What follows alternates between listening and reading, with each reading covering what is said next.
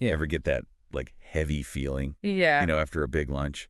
Or maybe it's that weird gurgling that seems to come out of nowhere. Yeah. Makes you wonder what's going on in there. Get it.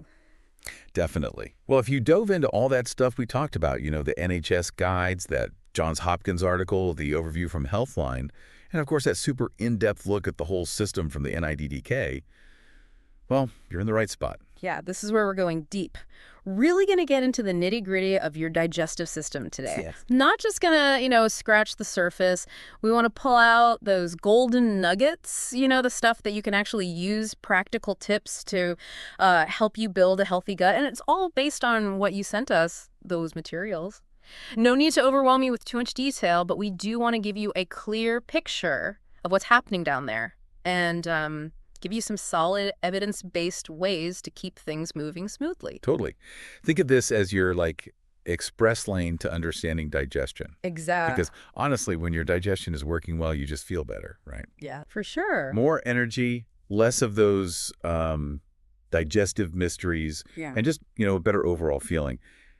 It all comes back to how well your digestive system's doing its job. Right. So let's start with the basics. When we talk about the digestive system, what's actually in there? Okay, so the NIDDK lays it out pretty clearly.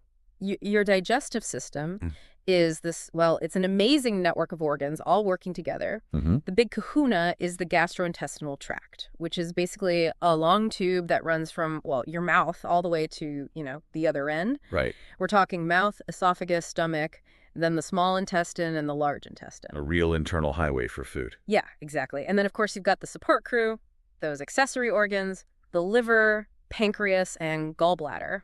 Okay. They're like the pit crew, making sure all the digestive juices are flowing, helping break down everything. Right. Now, the main gig for this whole system, and you'll see this everywhere in those materials you sent, is to take all the food and drinks you consume and turn them into usable nutrients. Imagine taking apart a super complex machine into all its little parts. So what are those little parts we end up with after digestion? Good question. So proteins get broken down into amino acids, fats are turned into fatty acids and glycerol, and then carbs are simplified into simple shares. Okay. And those smaller pieces, that's what your body can actually absorb and use, for energy, for growth, and for fixing up your cells, like the fuel and building blocks your body needs every day. Gotcha. So food goes in, gets taken apart, but how does it actually move through this internal highway? So that's where peristalsis comes in. The NIDDK describes it as these muscle contractions that happen along the walls of your GI tract. Okay. Picture like squeezing a tube of toothpaste from the bottom, right? That squeezing motion, that's kind of like how peristalsis works, pushing food and liquids along. Wow. Muscles behind the food squeeze, push it forward, while the muscles ahead relax, to make room. It's like this wave motion going on inside you. That's wild. So we've got this internal conveyor belt powered by muscles. Yeah. And then there's all this buzz about gut bacteria these days. Where do those little guys fit into all this? Oh, they're hugely important. Both the NIDDK and Healthline really stress that. These trillions of microorganisms, they're living in your intestines. But they're not just hanging out. Right. They're actually involved in breaking down certain parts of your food that our own enzymes can't handle. Interesting. And their influence, it goes way beyond just digestion. We'll get into that more later. Okay, so we got the basic plumbing plus these microscopic helpers. Yep. Now, let's talk about what we can actually do to make things work better. What do these expert sources agree on when it comes to healthy digestion? Well, one thing they all shout from the rooftops is fiber. Fiber. The NHS guide really hammers this home. Most people, especially here in the UK, but probably in lots of places, aren't getting enough fiber. How much are we talking? The recommended amount is around 30 grams a day. 30 grams? That sounds like a lot. Where are you even supposed to find that much fiber? It adds up faster than you think. Wholemeal bread, brown rice, all sorts of fruits and veggies, beans, oats, all great sources. Okay. The NHS actually has a whole list. And Johns Hopkins backs this up, saying that your colon needs at least 25 grams of fiber daily to work its best. So why is fiber so crucial? Well, think of it as the cleanup crew for your digestive system. It helps everything move along smoothly and prevents constipation. Right. It adds bulk to your stool, makes it easier to, pass through. Okay. The NHS has this great analogy. Fiber acts like a sponge soaking up water. I see. But here's where it gets really cool. Johns Hopkins points out that when your gut bacteria break down this fiber, it creates these things called short-chain fatty acids. Yeah. And those are actually good for the cells lining your colon. And get this, about 70% of your immune cells hang out in your colon. No way. Yeah, so eating fiber isn't just about keeping things regular. It's like directly supporting your immune system. Wow, that's pretty amazing. But what about those people who like can't handle a lot of grains? Yeah, that's a good point. Some people get bloating or have IBS issues with grains. Right. And the NHS acknowledges that. They suggest focusing on fruits and veggies for your fiber intake, if that's the case, which is a great option. Healthline also lists tons of high-fiber choices, legumes, whole grains, veggies, nuts, fruit. So there are definitely ways to find what works for you. Awesome. Yeah. So fiber, that's key. What else do we be thinking about? Hydration. Super important. Every single source you sent emphasizes drinking plenty of fluids, especially water. Water, water, water. Exactly. The NHS specifically mentions that water helps waste move through and softens stool. Remember that sponge analogy with fiber? Well, it needs water to actually work. Right, right. Without enough water, you can get constipated. And they even suggest just drinking a glass of water with each meal. Super simple, but it makes a difference. Yeah, that's easy enough to do. Totally. And Healthline adds something really interesting. They cite a study that found a link between drinking more water and having a more diverse gut microbiome. Okay. Plus, less of the bad bacteria that cause GI infections. So staying hydrated, it does way more than just keep you regular. Good to know. All right, so what about the stuff we should be cutting back on or maybe avoiding altogether for better digestion? Well, the amount of fat in our food is something to pay attention to. Both the NHS and Johns Hopkins talk about how fatty foods, things like chips, burgers, anything fried, they're harder for your body to digest. Right. Can cause stomach pain and heartburn. Johns Hopkins even mentions that high-fat meals can trigger those contractions in your colon. So basically, we're trying to make digestion easier on our system. Yeah, exactly. Less work for your gut to do. The NHS recommends going for lean meats, fish, choosing skimmed or semi-skimmed milk, and grilling instead of frying. Makes sense. But here's another interesting tidbit from Johns Hopkins. It's not just the fat in red meat that's a concern. It can actually encourage the growth of certain bacteria in your colon. And these bacteria, they produce chemicals that are linked to a higher risk of clogged arteries. So being mindful of the types of fat you eat and how much, it can really impact your overall health. Okay, so lean proteins and healthier cooking methods. Yeah. Got it. Yeah. What about spices? Some people can't handle anything even slightly spicy. Oh, yeah, for sure. Sensitivity to spices, it's all over the map. The NHS mentions this too. Some people can eat spicy food no problem. Others get heartburn, stomach pain, even diarrhea from things like chilies, garlic, and onions. So it's not just the super hot spices that are an issue. Nope. Even milder stuff can be a trigger for some people. The advice is basically go easy on spices if you notice they bother you. And if you already have digestive issues like heartburn or IBS, maybe skip them altogether. Yeah, makes sense. Really got to listen to your body, right? Absolutely.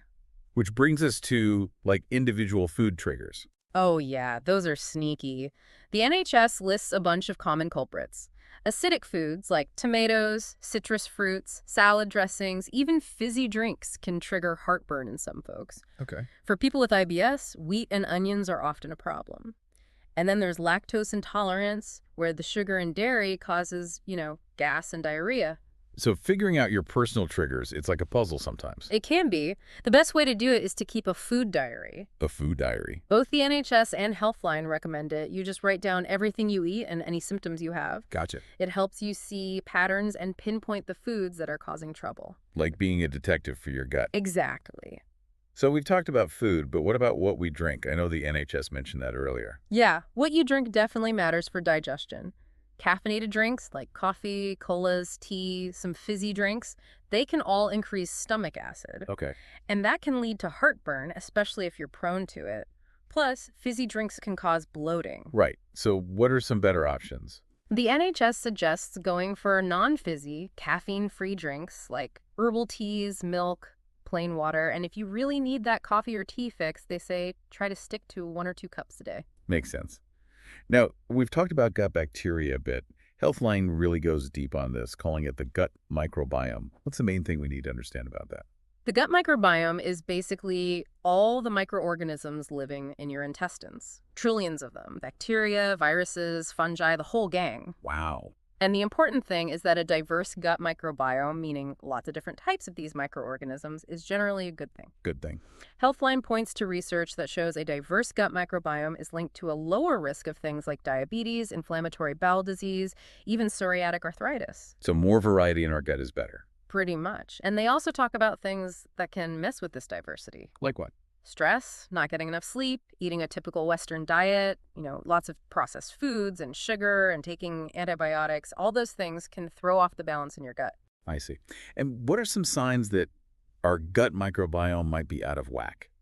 Well, Healthline lists a bunch of potential red flags. The usual digestive suspects: gas, bloating, constipation, diarrhea, heartburn. Right. Eating a lot of sugar can also mess with your gut bacteria.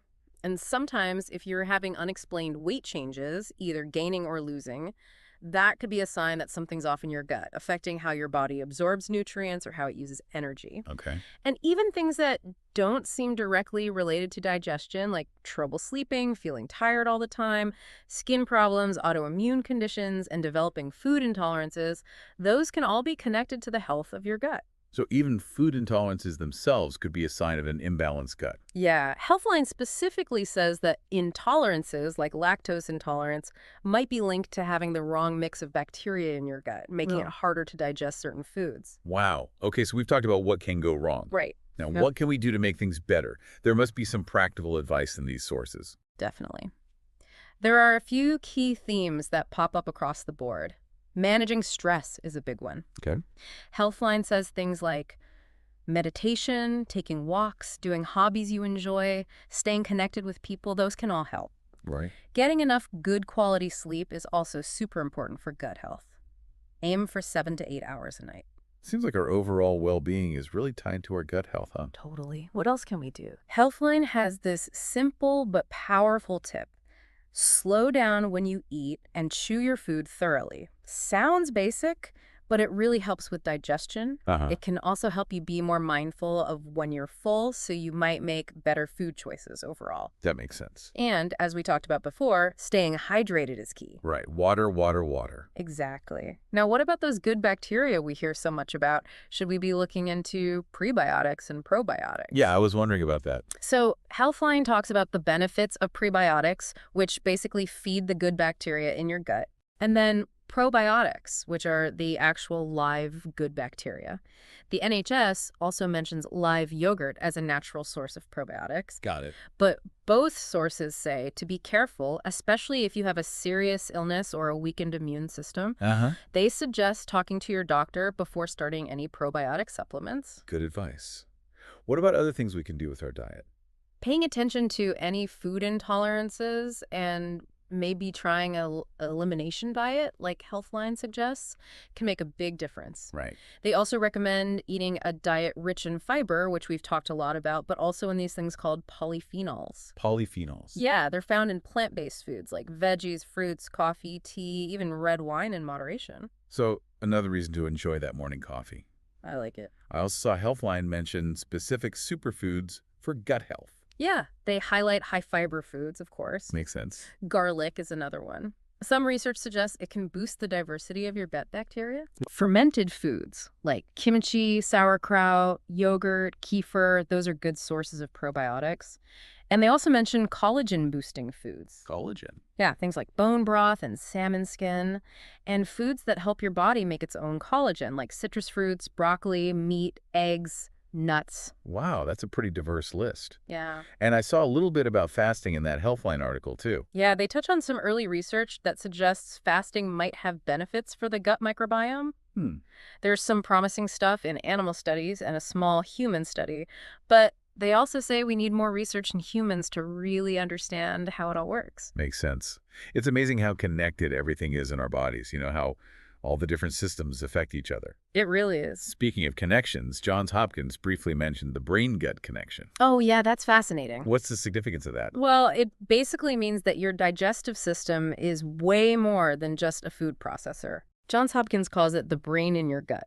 because there's this incredibly complex network of nerves lining your whole digestive tract. Wow. And the second brain, it's constantly talking to your actual brain. Yeah. And now we're starting to understand that it plays a huge role, not just in digestion, but in your mood, your overall health, even how you think and make decisions. A second brain in our gut. So those gut feelings we talk about, there's really something to that. Yeah, it's not just a saying, there's a real physiological connection.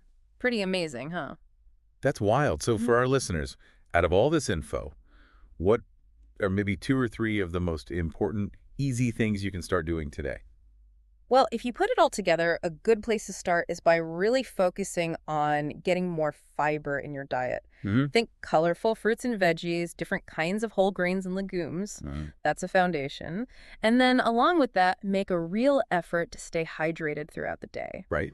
Those two things, they can make a huge difference in how well your digestive system works. Absolutely. And I think one of the biggest takeaways for me was that connection between the good bacteria in your colon and, the fact that 70% of your immune cells are there too. Yeah. It really shows how crucial a healthy gut is for our overall well-being and for our body's defenses. Totally. And in the long run, having good digestive health, it's not just about avoiding discomfort in the moment. It's about having consistent energy, feeling more positive and stable mood-wise, and maybe even lowering your risk of certain diseases down the road. It's an investment in your long-term health and how you feel overall. So here's something to think about this week. What's one small, doable change you can make to your diet to support your gut? Yeah, good question. Maybe adding an extra serving of veggies at dinner, choosing wholemeal bread over white, or making sure you drink a glass of water before each meal. Good ideas. Think about how even that one little shift might change how you feel.